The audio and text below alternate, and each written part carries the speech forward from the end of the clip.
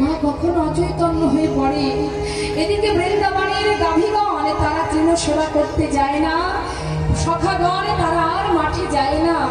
আর এদিকে সুদামা যে কানাইকে বড় ভালোবাসে, আর সেই সুদামা পাগলের ন্যায় পথে পথে কৃষ্ণ কৃষ্ণ কানাই কানাই বলে ঘুরে বেড়ায়। সুদামার বাবা মটকমণি তিনি চিন্তায় পড়ে গেলেন, কি সর্বনাশ, ছেলেকে ধরে রাখবো কি করে, ও তো পথের পাগল হয়ে যাবে।